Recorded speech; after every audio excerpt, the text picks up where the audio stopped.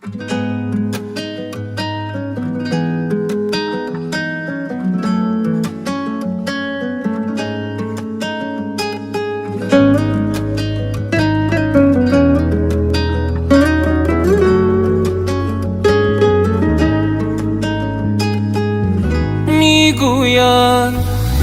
میروی با آخرین باران زبانم لال میگوین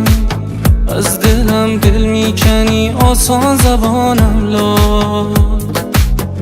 من گاهی با خودم در خلوتم آهسته میگویم مبادا راست باشد حرف این و آن زبانم لا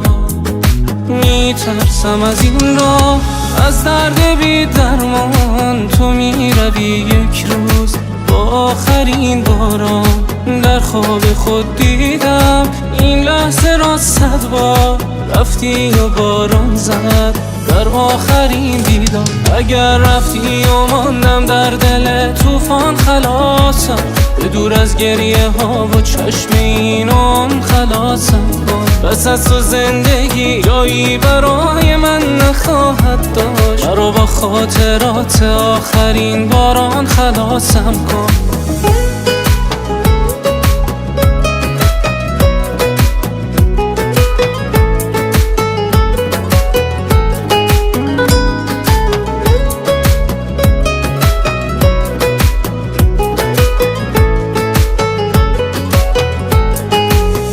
نفسم رفته دلم تاب ندارد بیش آسمان که نور مهتاب ندارد بیش جان من جان تو جان چشمان تو من بریدم به خدا در غم پنهان تو من خرابم بیش در عذابم بیش من اسیری شدم عاشق زندان تو میترسم از این راه از درد بی درمان تو میروی یک روز با آخرین باران در خواب خود دیدم این لحظه را 100 بار رفتی و باران زد در آخرین دیدار اگر رفتی و ماندم در دل طوفان خلاصم به دور از گریه ها و چشم اینم خلاصم کن بس از تو زندگی جایی برای من نخواهد داشت مرا با خاطرات آخرین باران خلاصم کن